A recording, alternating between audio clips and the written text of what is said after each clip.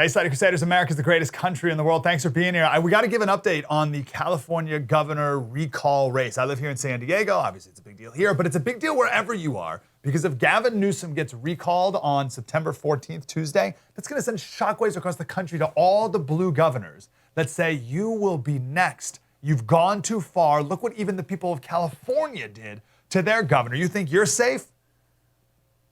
It's a big deal. We'll find out, well, soon enough. I wish I could give a definitive prediction here. No one knows. And I don't even want to tell you what the polls say, because the polls are total garbage. They always are. In every context, the polls are garbage. But they're even more bunk during a strange recall election that, oddly, most people in California don't even know is going on.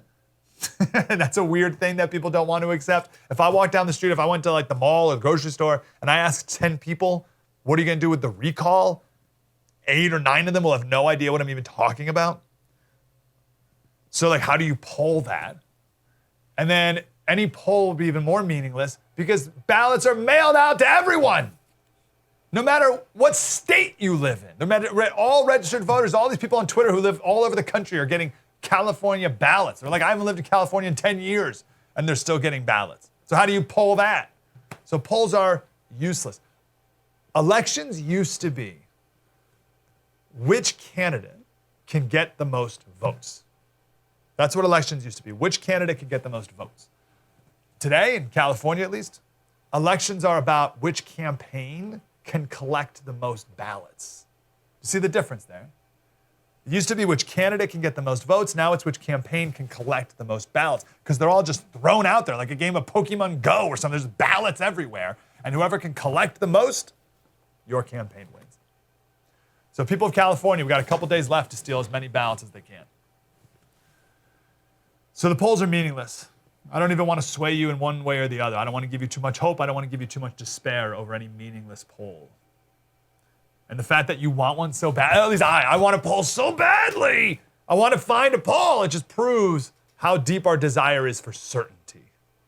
And there is none. So it's hard to resist that urge, alas. This is different from so many other elections, this recall in California.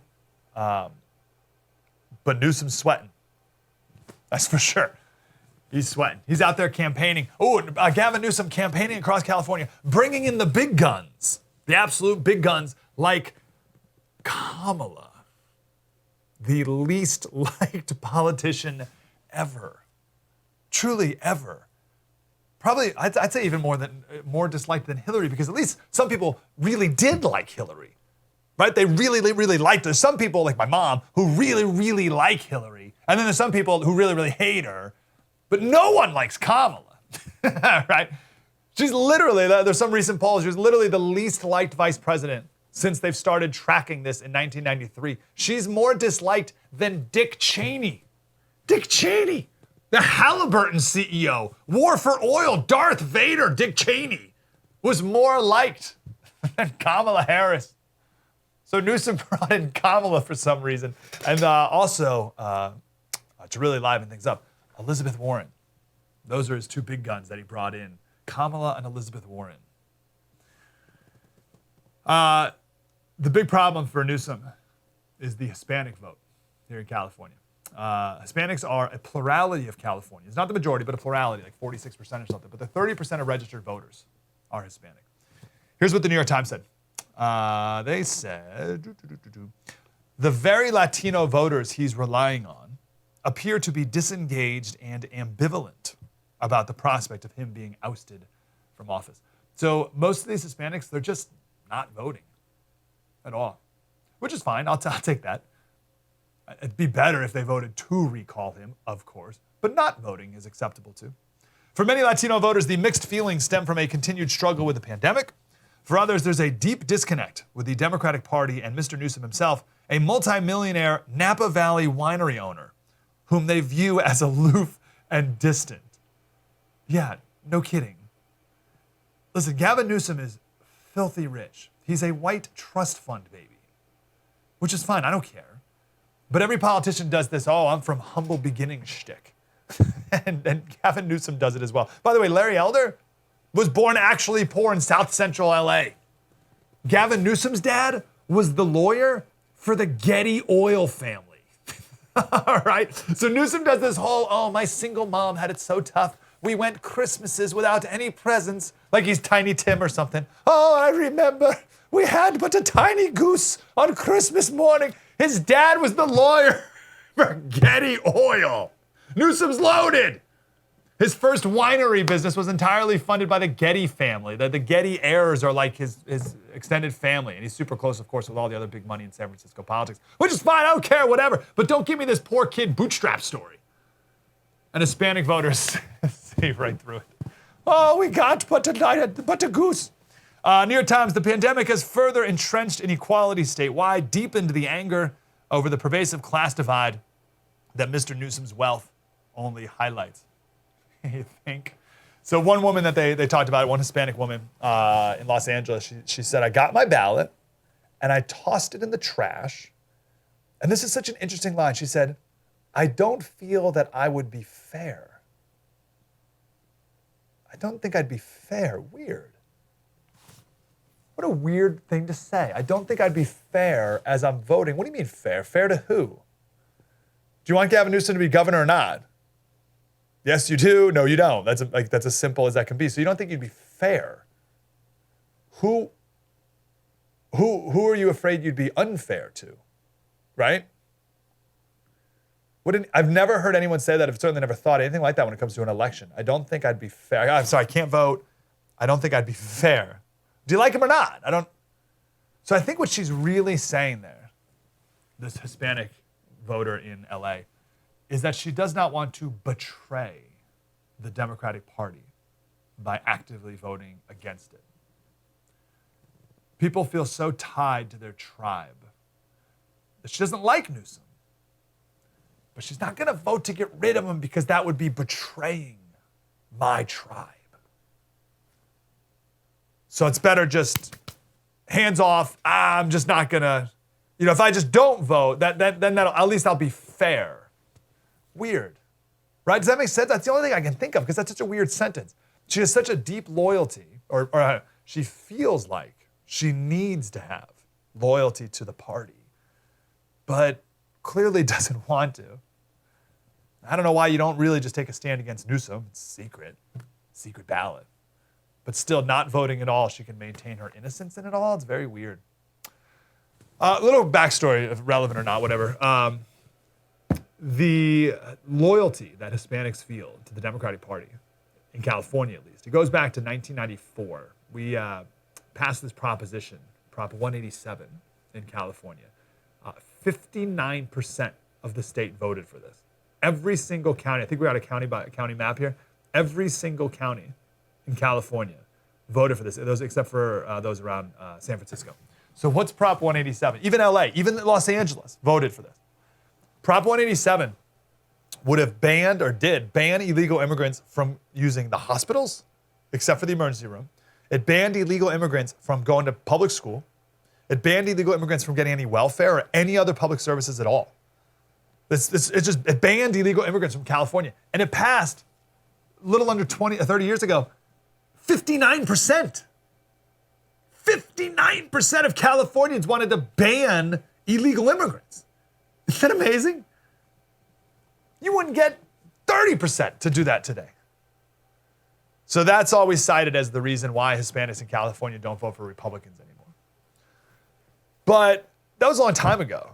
And young Hispanics, they don't, like that loyalty is waning. They highlight a Hispanic barber, 27 years old. The governor, Newsom, outlawed him from doing his job twice. Kicked his family into poverty. And he's talking to all these other barbers who are voting to recall Newsom, but he's not sure what he's going to do. He said he may sit it out. It's like, what are you talking? Sit it out, dude. Just vote to recall him. What are you waiting for? You have a governor who shut your business down multiple times. He made it illegal for you to cut hair. And you're still not going to vote to kick him out of office? What could a governor do that would get you to vote him out? That's an honest question. Think about this. if Newsom wanted to be recalled, right? Let's say he hated his job, he wanted to go back to his winery and his trust fund and just do nothing, right? He didn't want to be governor anymore. He wanted to be recalled. What would he have to do for that barber to vote him out? What would he have to do? This barber is so loyal. He's Hispanic. He's so loyal to the party. Governor Newsom would be like, hey, listen, I vote me out. And the guy's like, no, I won't. I refuse. All right, I'll shut down your business. I'll make it illegal for you to make money. Will you kick me out then? No, I can't. You're a Democrat. I'm a Democrat. You gotta stick with each other. He's like, geez, all right, I'll force you to wear a mask wherever you go. No, you're still gonna keep me in office? Okay, I'll shut down your church. Can I shut down your church? Will that do it? Will you kick me out now? No, I still love you, Gavin. I think you're great. Okay, I'll shut down your kid's school. Your kid's not allowed to go to school for 2 years. What does a guy have to do to get recalled around here? Listen, everything's about race these days, right? Shouldn't be, but it is. So this article in the New York Times and LA Times have written similar articles. It's all about Hispanic voters, about how they're supposed to vote a certain way. And we're still grouping people based on skin color. How foolish. But if you want to play the game, I don't want to, but we'll play it here just for a minute as a nice thought experiment. Then, of course, Hispanic people should vote to recall the white guy and put in the other minority, right? Shouldn't we recall the rich, privileged white guy and put in the poor minority guy? Listen, I see this recall. All I see is a rich, privileged white guy stealing a job from a black guy. All I see is inequity here, and it needs to be made equal. But of course, that's not how it's portrayed. You know, Larry Elder would be the first black governor in California's history. Why, Democrats, why are you, wow.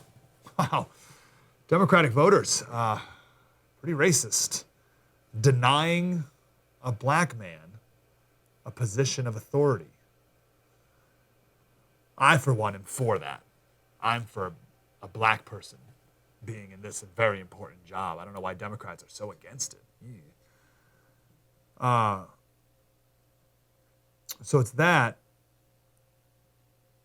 And then I don't know why they're so for the white guy, so against the black guy.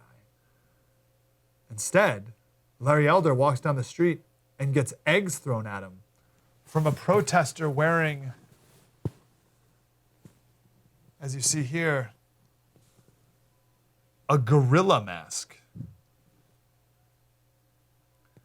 A protester wearing a gorilla mask throws an egg at the man who could, if Democrats weren't so racist, become California's first black governor and the only black governor in the country. Fortunately, we got a lot of racists in California. By the way, could you imagine if a conservative did that to Stacey Abrams or something? Holy cow. Could you imagine if someone came up in a gorilla mask and threw an egg at some Democrat black politician? That's all you'd be hearing about. So let's bring it nationwide. If Newsom survives this, what could Democratic governors do knowing they'll never face any consequences ever? This is the new standard now. This is the new standard. You can shut down church, shut down schools, shut down businesses for years and still keep your job? Guess so. Well, we'll find out. We'll find out in just a couple of days. Not to change topics here, but just real quick sidebar. Have you seen what's going on in Brazil? I don't really know, to be honest. I don't know enough about Brazil to take a side on any of this stuff. But holy cow, look at all those people. What is going on? What is that? That's a political rally. That's a political protest. That's the biggest mass of people I've ever seen in my entire life. What is that? What are massive boulevards of people as far as the eye can see? There's pictures, aerial views of the beaches and the roads along the beaches just packed with people. I thought those pictures were fake when I first saw them.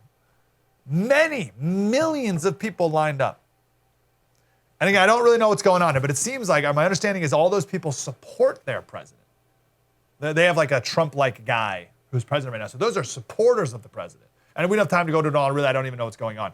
But my point is, look at all the people. And it makes me think today of how disengaged Americans are.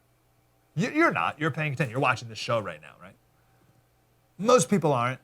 Most people, as I said, in California don't even know there's a recall going on. And it's more than just we're busy. Of course, we're all busy. But it's beyond that, though. We're numb. I don't know if we're beaten down, numb. I don't know why. We're just so disengaged, lazy, whatever it is. People just don't even care. To the point where I don't know what it would take to get 1 million people in the streets of America. Like there's millions of people in the streets of Brazil. Seriously, what would it take? What would it take to get 1 million people, even protests all across the country? You know, LA Unified is going to vote, the school district is going to vote to mandate vaccines for all kids 12 and over, and then in about a month or two, it's going to be all 5-year-olds. So every kid at LA Unified, and not a peep. Oh, you'll get a couple parents at the board meeting. Right? They can do anything. Politicians here can do anything, and no one cares. In fact, New York City has vaccine passports. No protests. Nothing. So what would it take? What would it take to get that many people in the streets in America? I don't think anything. You're saying, oh, Black Lives Matter protests. Not even that. That was nothing. And I believe this is the largest Black Lives Matter rally there was in the country, or at least in New York City. This is the largest one. This was the Black Trans Lives Matter rally. It was in like June or July. By the way, there was no COVID that day. Right? Remember this one? That looks like a lot of people. 15,000. Just 15,000 people. It's a far cry from 2 million. I don't know if anything can get us up and out anymore. Newsom for 2 years has dared the people of California to kick him out of office. He's done everything he could to get us to kick him out of office. And we may not. And if he survives on Tuesday, he will punish you. There will not be a moment, not a second of humility or second thought from Gavin Newsom about his reign. And every other blue Democrat in the country will be emboldened to do even more and even worse than they've done so far. Gavin Newsom will come down even harder on the people of California. Every person, every business, every mandate, he'll slug back some wine at the French Laundry and punish you for daring to question His Excellency.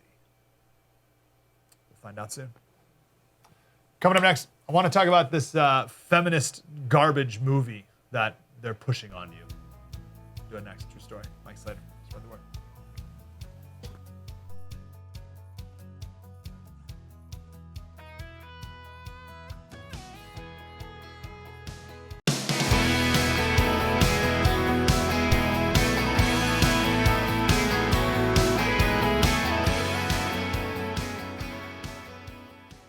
Hey, Slater Crusaders. It's time for our friendly reminder that our culture feeds you crap. And it is your job to not eat it. It's my job to remind you not to eat it. You don't have to. You can reject it outright, and you should. There's a new Cinderella movie out right now. It's on Amazon, and it's a feminist's Cinderella, which is great. She wants to be an independent woman, don't you know? A businesswoman. Dresses by Ella. Because we all know that the purpose and meaning of life is to make as much money as possible. And of course, the fairy godmother is a gay black guy because we need to be very edgy. The godmother is genderless and powerful. There's one point in the trailer, there it is, there they is. At one point in this trailer, the prince says, I want to pick you to be my princess. And she says, what about my work? Garbage. Feminist Cinderella. There's her gown. I have dreams I have to chase. So she refuses to marry the prince, runs off to the big city to pursue her dreams. Female friend of mine, she just quit her big-time law firm job. She was making a ton of money. They call it the golden handcuffs, right? You make so much money, you just can't leave. Even though you're miserable and you hate your life, and then your kids grow up and hate you, and you see your bosses and their kids hate them, but they have a nice car and you're stuck, so you stay with her. So she broke through the golden handcuffs because she realized that working sucks compared to getting married and having kids and being with them. Anyway, also in the movie, the prince is a dope. It's his sister who's the smart one in the family, making sound public policy suggestions to the king. It's the sister who's really in charge, and the king's a big loser. It's really the queen who's running the show, because all men are bumbling idiots, don't you know? Or brutes, either bumbling idiots or brutes. All of it toxic. So don't watch this movie. Now, I have not seen this suggestion, but someone who I trust very much has said that the 2015 Lily James Cinderella is the one that you want to watch. Apparently, it is romantic, and Cinderella, there she is aspirational in who she is as a person on the inside, and it's magical and whimsical, and the prince is masculine and noble, and the point of the movie is have courage and be kind. Wonderful. Not reject family and go make money. So that's the 2015 version. Go watch that one. Don't watch the garbage they're feeding you now. You don't have to eat it. Just because it's there doesn't mean you have to eat it, especially if it'll make you sick. I came across this quote the other day. This is from Woodrow Wilson, President Woodrow Wilson. He says, "The Bible is the word of life. I beg you will read it and find this out for yourselves. Read not little snatches here and there, but long passages that you'll really be on the road to the heart of it. You'll find it full of real men and women, not only, but also of the things you've wondered about and been troubled about all your life, as men always have been. And the more you read of it, the more it will become plain to you what things are worthwhile and what are not. The more you read it, the more you'll be aware of the things that are worthwhile and the things that are not. The things that make men happy: loyalty, right dealing, speaking the truth, readiness to give everything for what they think their duty, and most of all, the wish that they may have the approval of the Christ who gave everything for them. And you'll also know the things that are guaranteed to make men unhappy: selfishness, cowardice, greed, and everything that is low and mean. When you've read the Bible, you will know that it's the Word of God, because you will have found to it the key to your own heart, your own happiness, and your own duty." I just read that the other day, and I thought that fit nicely with the Cinderella, because the new Cinderella movie, she is selfish, greedy, everything low and mean. Now, it's packaged very inspirationally, of course. Right? They're obviously not going to show selfishness and greed as bad things. No. Looking out for you. You, number one, you're the center of the universe. You're the center of the world. That's very noble, very heroic, and you should too. And these are the messages our kids are given all the time, constantly. That life is all about you. You're the center of everyone's universe. Everyone should bow down and serve you. That's why people are miserable, because not everybody is serving me. If you think that everyone should bow down and serve me, worship me and serve me, and people aren't, you're going to be a little upset about that. The real Cinderella is not that story. Cinderella is actually a super old story. There's versions of it going back 2,000 years. The most famous version is by this French guy, Charles Perrault. French guy, mid-late, there he is, there's Charles. Late 1600s. This is the version that had the pumpkin and the godmother and the glass slippers, and that's the real version that we know today, right? It's actually super short. It's like this long. It's a super short little thing. And he always ended his fairy tales with the moral. He just spelled it right out. So let's go back. What's the moral? And now, people may criticize Cinderella today because it teaches girls that beauty is the most important thing. Well, first of all, making yourself look good is a value that maybe we've abandoned a little too much in our modern culture. People used to get dressed up to go on airplanes, and now people take off their shoes and socks on airplanes, and everyone's wearing yoga pants everywhere. So maybe we should spruce up a bit. It's not the worst messaging. But that's not the moral of Cinderella. Here's what it says at the end of the original Cinderella. It says, there she is. It says moral. like when I say he spells it out, he spells it. He says, here's the moral. Beauty in a woman is a rare treasure that will always be admired. Great, good. It's important to look at. Graciousness, however, is priceless and of even greater value. Young women, in the winning of a heart, graciousness is more important than a beautiful hairdo. It is the true gift of the fairies. Without it, nothing is possible, and with it, one can do anything. So it's not about beauty, it's about graciousness. Okay, well, what is graciousness? Graciousness is being courteous, kind, pleasant. In a Christian sense, it's giving grace to others just as God has given grace to you. Woodrow Wilson mentioned that as well. It's what he said as well. It's being loyal. Graciousness is being loyal, honest, speaking the truth, being responsible for you and others. That's the story of Cinderella, teaching women to be gracious. It's a beautiful story. And the feminists had to ruin it. Just like they ruin everything. See MTV the other day, they have Drag the Classics, where they took like the Brady Bunch and they have drag queens in it, right? Literally called Drag the Classics. They don't say drag through the mud, but that's the real implication of what they're doing. They drag everything. They got to ruin everything. And after a couple generations of telling men that they're worthless and toxic, what do you think we're going to get? What do you think we're going to get? We're going to get a bunch of worthless and toxic men. Someone told the story the other day. They were driving to work and they saw a car on the side of the road, side of the highway. And there was a cop changing the car's flat tire. And standing behind the cop was a guy in tight pants and a flannel shirt on his phone. And he said, man, if that's not the most millennial thing I've ever seen in my life. And someone wrote back and they said, yeah, that's why you should never date a guy who doesn't know how to change a tire. He'll be standing around taking selfies while another man solves his problems for him. And then our very own Jesse Kelly wrote back that one of his buddies took a long road trip with his long-term girlfriend, and they got a flat tire on some road in California. And he called AAA. She dumped him the next week. We've taught men to not be competent or charming, and women not to look for a Prince Charming. And that's why you have so many women saying, where are all the good men anyway? We've taught all the kids that sex is for pleasure. So why even believe in marriage? If young girls are convinced that men only want OnlyFans, then it's easy for a woman to think that marriage is the ultimate form of prostitution and slavery. You're keeping me from my dreams. I just want to go make dresses and make money. How far we've strayed. So be a rebel. Reject the garbage that the progressive culture is trying to feed your brain. Also, get married, have kids, raise them to love God. Raise your boys to be strong, your girls to be gracious. There's nothing more countercultural than that.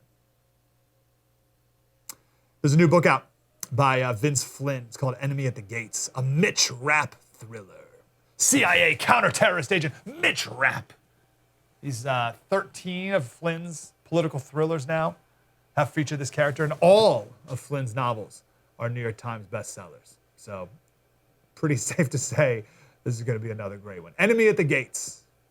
When the lines between the government and the elite are blurred, who can America trust? Isn't that today? Enemy at the Gates. Vince Flynn. Pick it up now.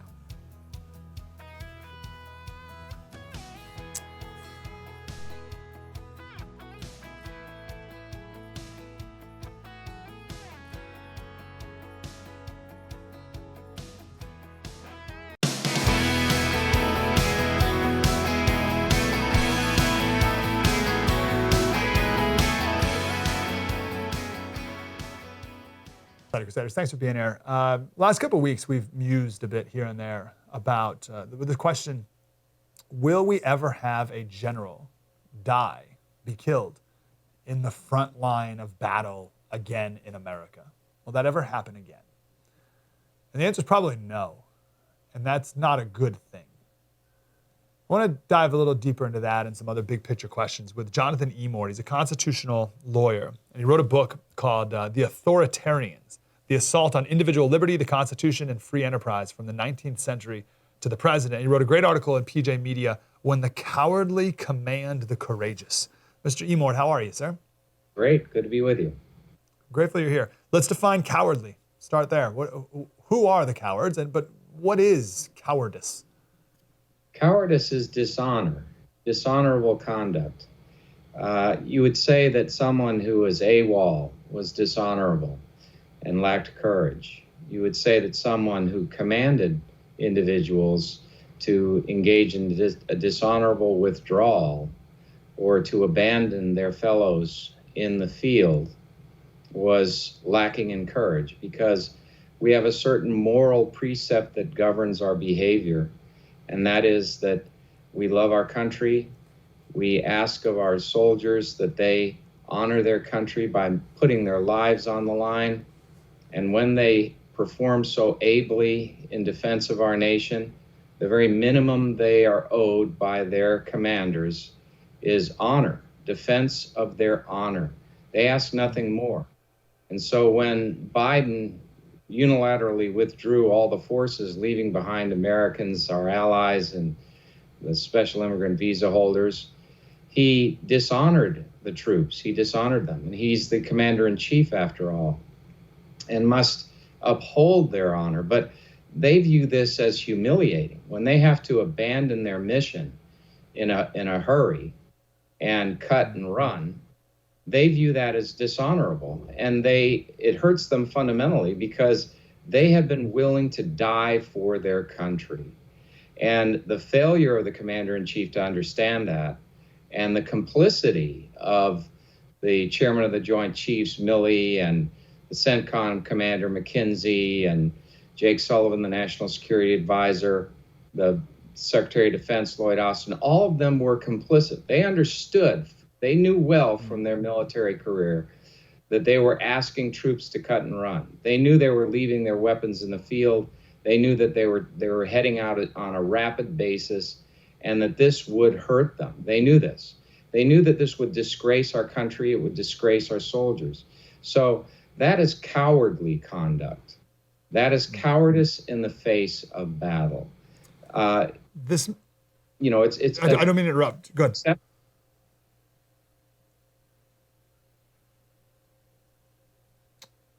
Let me jump in. Sorry for the disconnection there, Mr. Emord. This may tie into your book, because you talk about Hegel, and maybe we could do a quick little recap on who he is.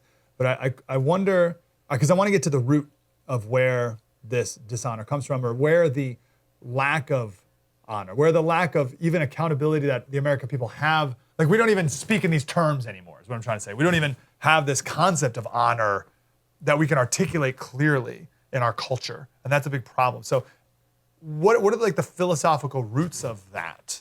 Where have we gone astray? When did we lose these tools in our philosophy? Well, when we became, it actually dates back to the 1830s, believe it or not, and the defense of the institution of slavery by Southerners, who adopted Hegelian thinking and socialism as an explanation for what slavery was. And they were quite right. Slavery is socialism. But when you reject our founding principles, like Biden has and like the Democrats have in Congress, and even the leadership in our military, they don't adhere to the foundational principles. They don't believe in individual liberty anymore. They're collectivists. And as a consequence, they don't have a problem with taking individual rights and taking individual reputations and burying them to achieve a quote-unquote collective good. Jake Sullivan, the president, engineered a withdrawal from Afghanistan for political purposes without regard to the military consequences or the overall consequences to our stature in the world. We are understood by the world, less so today than yesterday, and less so tomorrow probably than today, as a bastion of liberty and a courageous defender of liberty. But these individuals behave as if they are allies of the enemy. I mean, they're giving the Taliban $80 billion worth of military hardware, the most sophisticated in the world, and abandoning our own people. Well, that's not what a republic is all about. That's not George Washington's example of leadership. That's not what we did in World War II. That's not what we've done in Vietnam. When we evacuated Vietnam, we used more effort to extract our people and our resources and our weapons by far than what Biden has done here. He's abandoned everything. So is the argument that they don't think in terms of honor because the collective is paramount, therefore individual honor it's not even a factor? Right. Politics has prevailed over principle. If they actually loved our country, they would understand the second paragraph of the Declaration of Independence and would believe in it. And they would believe that it defines what an American is, and they would regard being an American as an exceptional thing in the world, and that you must stand up for liberty and defend it. But they act more out of political expediency and have no regard for the consequences to our reputation as a defender of liberty and to our reputation as a bastion of liberty for the world.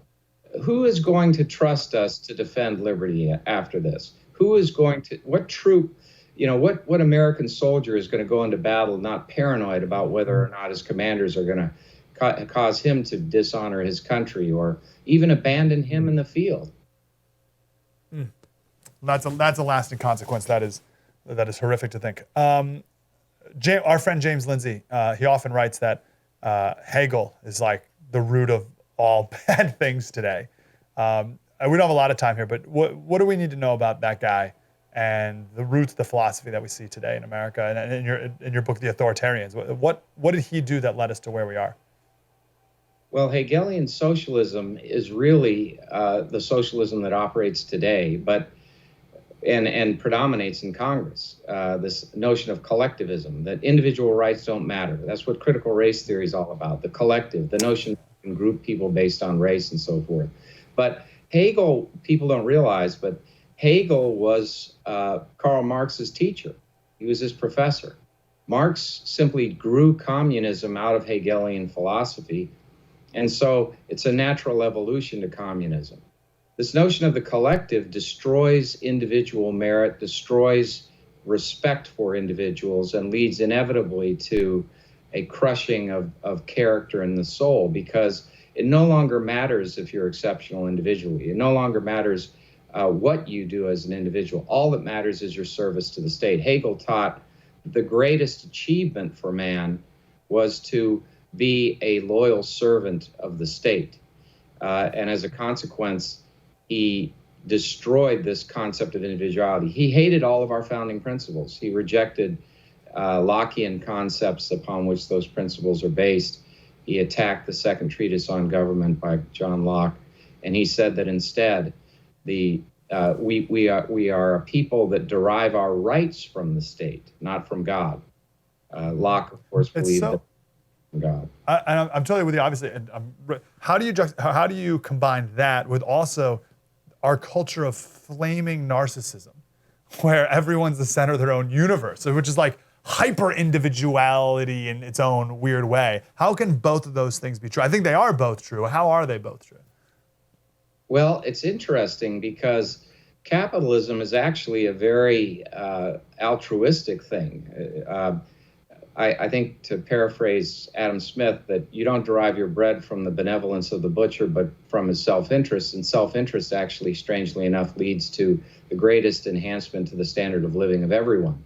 But when it's through the market. But their thinking actually fits within the socialist model, and that's because they're lazy. They're lazy. They don't want individualism.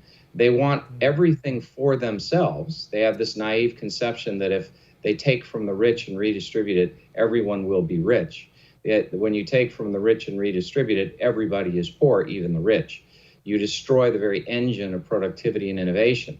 But they do it on selfish grounds, and ultimately, the only ones whose selfishness prevail in this socialist type of system are those who lead it. And they become richer than anyone, and they become massively wealthy, and they also have a monopoly on power, so they can endlessly pilfer and steal from the people, and that's what they do. And if you want to look at laziness and selfishness and narcissism, you look no further than Karl Marx himself.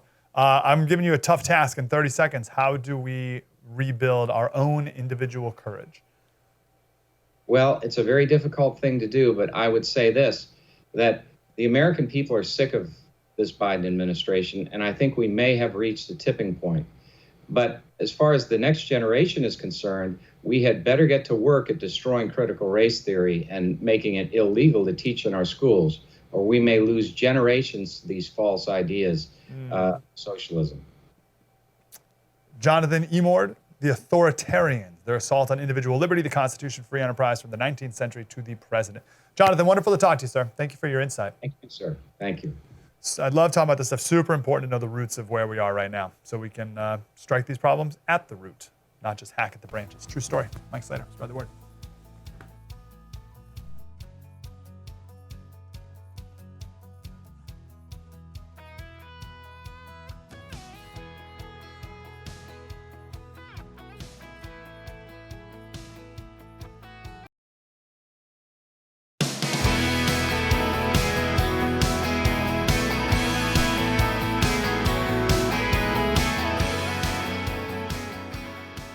Hey, Slater Crusaders, we're going to stay in Afghanistan for a minute here. The Biden administration, very disappointed.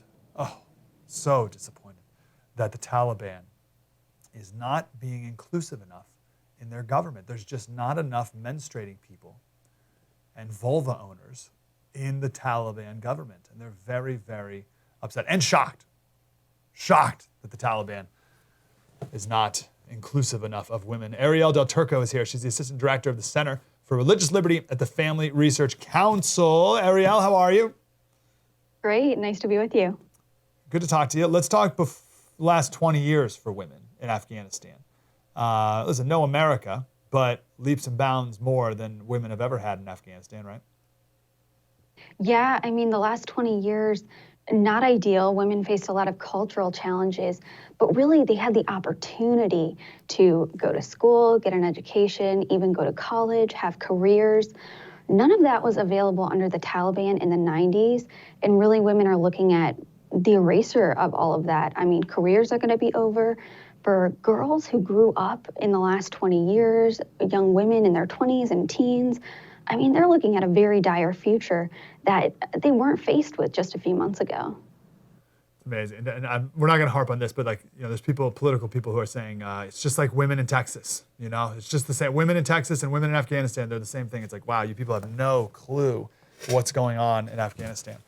We did a segment a couple weeks ago about the University of Afghanistan, or American University in Afghanistan, something like that, whatever the big university is in Afghanistan. And there were a lot of women there, and it's been under attack by the Taliban for a long time, like literally under attack, like guns attacking, killing students. And it was one of the first buildings that the Taliban took over. And obviously there's no women going to school anymore, right? Well, some universities have modified, so women will be separated by a curtain from the men, or they'll be taught by female professors, but really it's not the same. The opportunities just are not the same anymore, and we don't even know if that's going to last. For now, I mean, the international media is still watching Afghanistan, but what happens when the news cycle shifts to something else in a few months, they may not even have that. Tell us what fear the average woman may be feeling living in Afghanistan today. Yeah, I mean, the sad reality is that every single woman in Afghanistan today is worse off now than they were a few months ago when the Taliban did not have complete control of the country. I mean, many women are even afraid, especially women in the public eye, are afraid that the Taliban is actually going to come after them and punish them for the public role that they had. I mean, we're seeing this even with female athletes. Many female cyclists have already fled. I mean, the Taliban just announced yesterday that women's sports will no longer be a thing. The women's cricket team will not be a thing anymore. And the excuse given was that in cricket, sometimes a woman's face can be seen, God forbid. I mean, it's really unthinkable. Like you said, a lot of these women for 20 years know no different, right? They've heard stories of the Taliban, surely, but they've never lived under Taliban rule, where some older women are going back to a nightmare. What leverage does anyone have over the Taliban right now? Our government or any other NGO or any other government around the world? What can anybody do to help? Yeah, I mean, it's really difficult because we've already given up so much. But one of the things I'm really disappointed by with the Biden administration is that they're not even really speaking up for this. As you noted in your introduction, they expressed concern that there are no women in the Taliban temporary cabinet. I mean, what did they expect? But even beyond that, they're not just speaking up for the women who are already suffering under the Taliban.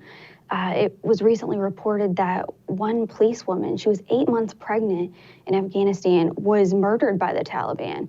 I mean, the State Department, President Biden, they're not speaking up on that. I mean, their statements have been really tame towards the Taliban.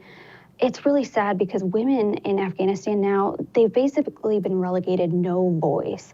There was a small protest in response to the announcement of the new Taliban temporary cabinet the other day. But that small protest held by a few women, they were beaten with sticks and rifle butts. They essentially have no voice in Afghanistan today. And the very least that the Biden administration could do is speak up on their behalf, use their international platform. But we don't even see that on a wide scale. No, that's gone too.